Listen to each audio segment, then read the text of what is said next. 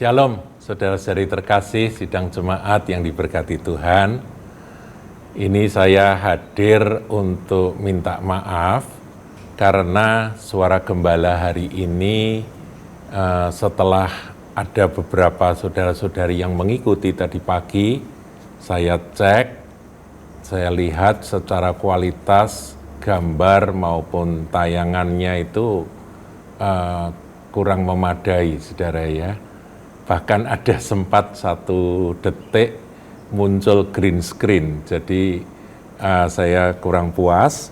Dan bukan hanya itu, jadi bukan hanya teknis saja, tetapi di dalam penyampaian renungan atau pengajaran yang saya rekam di Suara Gembala yang tadi, itu ada kesalahan-kesalahan. Jadi ketidakakuratan ketika saya menyebut bahwa Ismail itu disunat bareng dengan Ishak itu tidak tepat, saudara. Ya, saya ada salah di sana. Jadi saudara yang sudah mendengar, saya minta maaf. Ini koreksi. Kemudian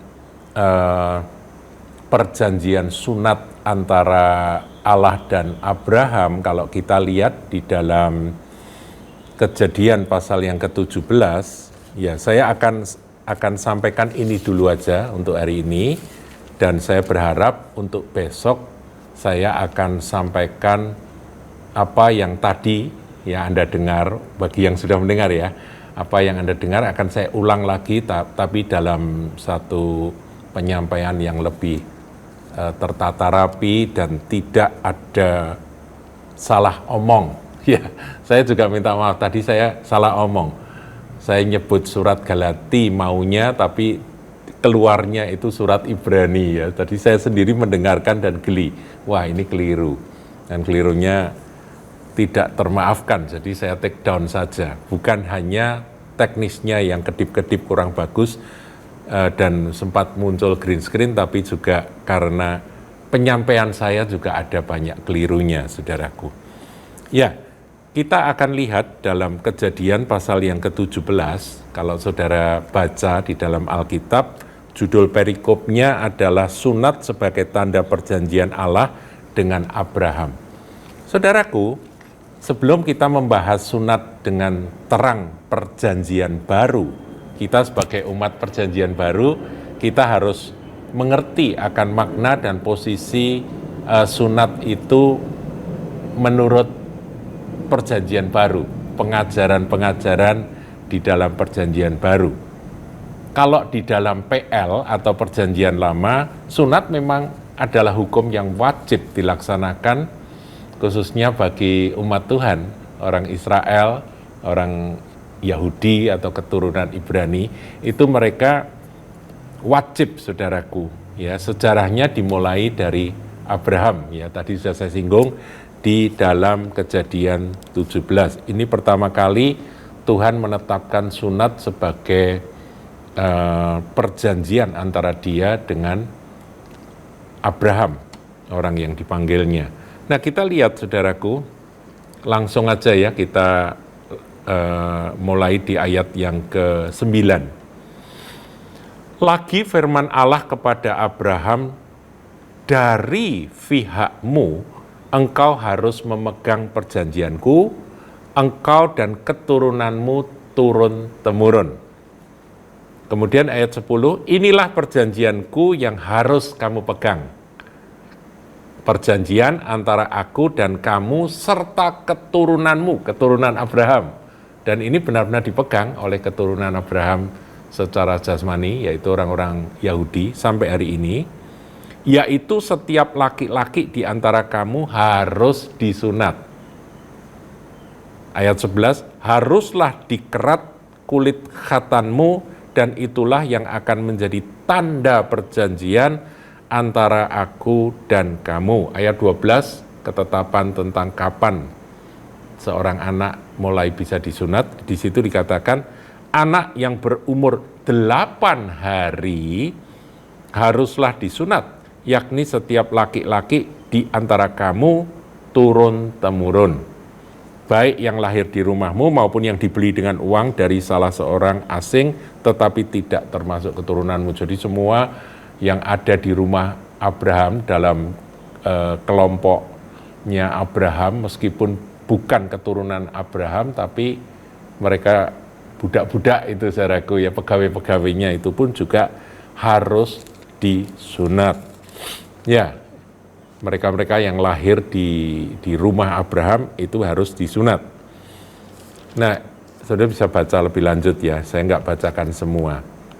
Nah, kemudian ayat yang ke 23, ya kita lompat ayat 23.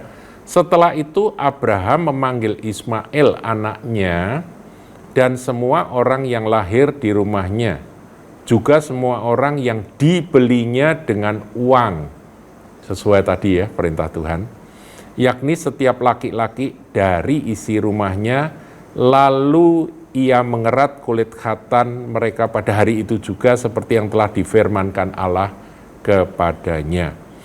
Abraham, jadi Abraham sendiri berumur 99 tahun ketika dikerat kulit khatannya. Jadi Abraham pun bersunat ketika dia usia 99 tahun. Ayat 25, Abraham sudah punya anak melalui Hagar, saudaraku ya, budak yang kemudian diambil jadi gundik itu ya. Dan Ismail, itu anak dari Hagar, anaknya berumur 13 tahun ketika dikerat kulit khatannya. Pada hari itu juga Abraham dan Ismail anaknya disunat, dan semua orang dari isi rumah Abraham, baik yang lahir di rumahnya maupun yang dibeli dengan uang dari orang asing, disunat bersama-sama dengan dia. Karena sunat adalah tanda perjanjian yang Allah tetapkan.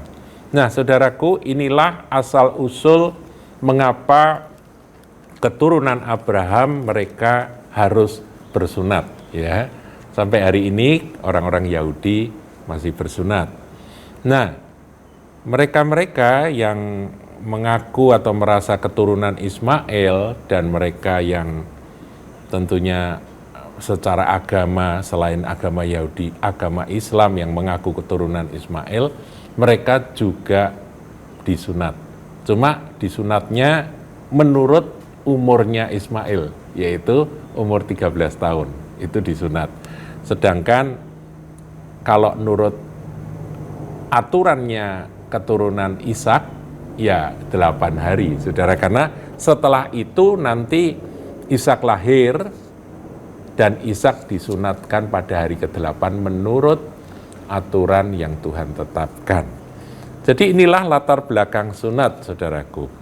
Saya berhenti sampai di sini dulu untuk hari ini, dan besok saya akan sampaikan makna sunat secara rohani dan apakah posisi sunat itu di dalam terang perjanjian baru.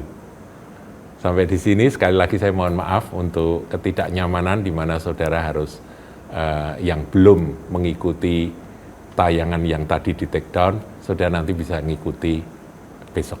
Tuhan berkati.